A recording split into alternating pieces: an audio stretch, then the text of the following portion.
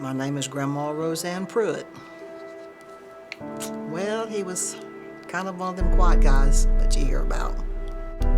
He was friends with everyone, and it got to where he couldn't be friends with everybody. So he killed himself.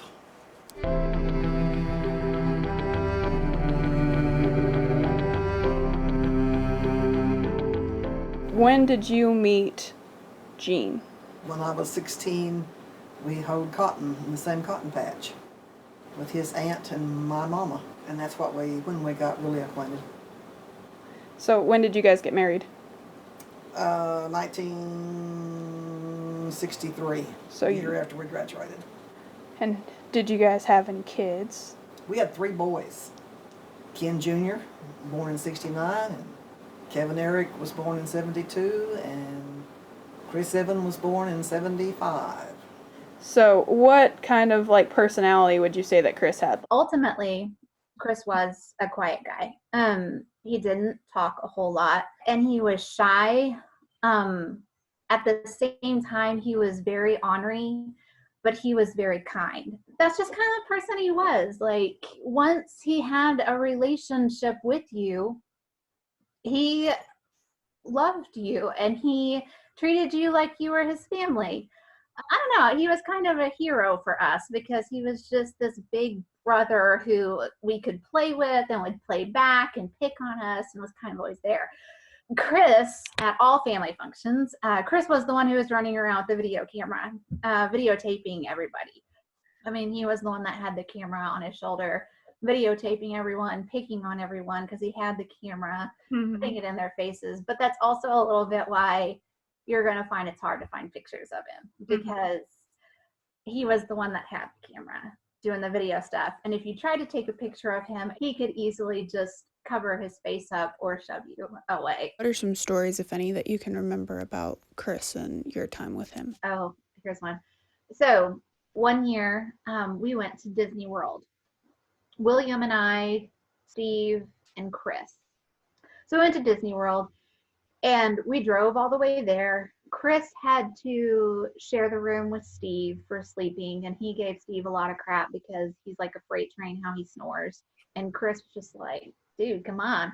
But anyway, so they have the ride, the Haunted Mansion, and you get into, I don't know what they were. They may have been like a top hat type thing. I honestly can't remember. So I sat with Mom and Dad, and William sat with Kris and Steve.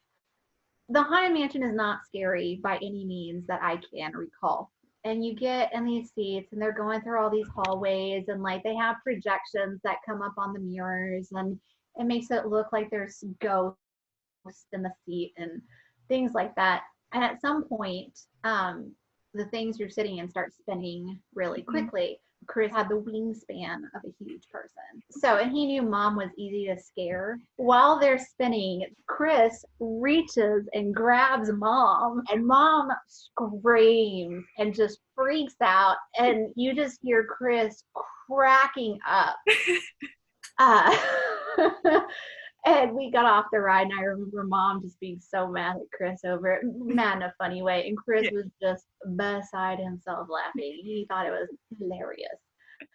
One time, when we were kids, after school really was, they had bowling leagues. I went to the bowling thing, and Mom couldn't pick me up, and she sent Kris. And I was in the bathroom when he walked in to get me, and he was not one to wait around. So he walked in to get me, and he couldn't find me, and he asked some of the girls, and the girls came in the bathroom to get me, and they were like, some boy from our high school that we see came in to get you. Are you related to him? And I was like, oh, that's Kris. So I had to run out of the bowling alley, and he was waiting on me in his truck, and I got in his truck, and I loved his truck. I wanted one just like it. He just kind of talked to me. And the cool station back then was 100.5 The Cat. I don't know if it's still cool, but that was the cool station. It's still cool. It's okay. Yep. Well, back then it was also the cool station, especially if you didn't like country music. He always had on The Cat because he loved Guns N' Roses, and he loved AC/DC, and he loved all those early 90s, late 80s rock bands, metal bands, if you will. I don't know what band was playing, what artist was playing on the radio. I still couldn't tell you, honestly. So he was taking me down to the tire shop, and we pulled up and we were sitting there for a minute, and he goes, I bet you don't know the words to this song. And I just remember saying, I bet I do. And so we sat there a while longer, and he was just giggling because the song had no words. Oh my gosh. Kris had also started smoking marijuana, and I remember one of my last interactions with Kris was we had just found out that he had been doing drugs, and again, it was very demonized. So to a kid who very much looks up to somebody as a big brother and an idol, and so to find out Kris was doing drugs, it kind of crashes the world a little bit, especially you're 10 years old, drugs are bad. And I remember we found that out, and he was at the insurance office. And I remember he was just sitting behind one of the desks, just sitting there, because we all knew at this point. And I remember he tried to get my attention, but being a little kid and knowing what I knew, like, I didn't want to talk to him. My whole world had kind of been crushed, and I was mad at him, and he was a drug addict now. And I remember I didn't talk to him. I just grabbed whatever it was I wanted, and I just walked out. I actually felt like it was my fault for a really long time, because I should have told him how much I loved him and it was okay. And instead, this person I idolized, I ignored. And sometimes that thought is still there, even though I know it's wrong. I don't think it matters what age you are. When something like this happens, you find a way to blame yourself. Yeah. And it could be the smallest thing, like just not going over and hugging someone and telling them you love them. And so when it happened, I just knew that that was why he did it. Because he knew how much William and I looked up to him. And when I didn't tell him I loved him and that it didn't matter, and I didn't hug him, that was the thing. That was the reason he did it, is because he didn't feel like I loved him anymore. And again, I know that's not the case, but that's the thing I had. I did find out later that he would smoke marijuana. He would get in his pickup and go down in the shed. And I walked down there one night and I said, does that make you feel better? And he said, yes, Mom, it does. And so I said, okay. Still not knowing, realizing what's wrong. Did you notice any red flags about things that he would do or say at that last couple years? Yes, but not until after it was really over. I mean, not till you knew something wasn't right with him. But you didn't know what, and he didn't know what. We went to the doctor one time to see if the doctor had any ideas, and of course, I think Mama being there might have been a time when he should have went by himself, and maybe he would have been more open with the doctor without Mama being there. But did the doctor say anything about what it could be or anything? No, because the doctor didn't have any idea. After that, did he ever bring awareness to you about him feeling down, or? He did things that teenage boys don't do with their parents. His stepdad and I went to a cattle meeting where we were serving steaks. And he was here with us. I said, don't you want to go along? You know how you go along. He said, yeah, I'll go with you. Well, teenage boys don't go to a cattle meeting with their mom and stepdad. And you kind of wondered, but you just enjoyed it. You was glad to have him with you. Giving me a memory. Doing something with me. And I found out they tried to get Ken to take his rifle and keep it. But I didn't find out until after all this was over with. It didn't connect. He was at work one day, and he just walked off. He didn't tell Stephen where he was going or that he was going. He just got in the pickup and left. And he went to see his grandma. And he visited with his grandma for a while. I've learned since then that a lot of times when they're contemplating suicide, they go visit the people they love. So the day before, I was living at college, and he had drove up. We were going to go out to eat. We hung out at our house watching TV. We went out and played tennis, public tennis courts. And throughout all that time, he was acting normal.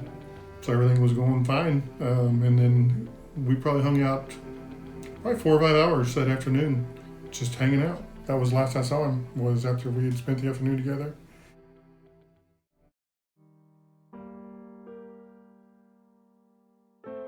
If you would walk me through what you remember about the day that you passed away. I don't remember much about the day at all. I just remember being asleep and I woke to a gunshot. I remember waking up to the sound of the ambulance driving down the road. And I thought, well, Kris is outside shooting his gun. And going back to sleep. And the next thing I remember is Mom and Dad waking me up. And I thought, I need to go check on him. It's very odd to have Dad in my bedroom waking me up with Mom. And I got to his bedroom. And Mom said, something bad has happened. And I don't know why. And he wasn't in bed, and I thought, oh good, he's out shooting his gun.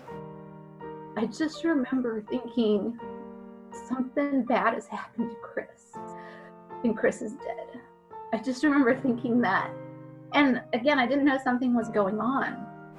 And instead, he had made him a bed in the floor and shot himself there. I asked what, just kind of assuming I already knew. And Mom said Kris killed himself last night. So I just kind of groaned or screamed or something, and Wayne woke up, come to see what was the matter. And I went back to the bedroom, and Wayne checked on him for me. And I just remember crying a lot. And I remember crying for a long time. So how soon after that day did you have to start planning for funeral arrangements? That evening, or maybe the next day, we were all at the house trying to figure out who to get for pallbearers and what songs to sing and who to sing them. And there was 2 cousins there that he went to school with that were his age, and I kind of turned it over to them. They picked out the song, they picked out the casket carriers, and either that day or the next day I started giving his stuff away. If they came by the house, I told them to go to his room, get whatever you wanted, take it home with you. I just didn't want it there. What would you say that one of the hardest decisions you had to make about the funeral? Oh, I don't know. Nothing was any more than difficult than the other. And do you feel like having to plan his funeral so quickly after his death made it harder for you to grieve? I don't really know that it did or didn't. I just didn't grieve until afterwards. Oh, the first year is hard. You go to sleep thinking about him. You wake up thinking about him. Anything you do, you think about him. In the first year, I guess, that's what I say. I always prayed, Lord, let this year go by. Let this year go by. Let this year go by. And then everything's got easier. You know. You didn't think about him when you woke up. Being rushed to give him the funeral, did you feel like you gave him the ceremony that he wanted or deserved? I think so. He had just graduated the year before, and our church is one of the big churches in Anadarko, and it was completely full. I don't think there was not a person there that he graduated with and that he was friends with. The church was just compact full. So for someone that would be like suffering with severe depression now, or severe anxiety or any issue that they have, and they might feel like they're in that state, do you have any advice for them or advice for their families? I don't know what it would be. I really don't. I don't know what you do. I probably would have seen to it that he did get to a therapist of some kind if I'd have known what was going on. Even on social media, there's so many places you can go to like talk to someone, or see that other people are going through what you're going through and dealing with what you're dealing with.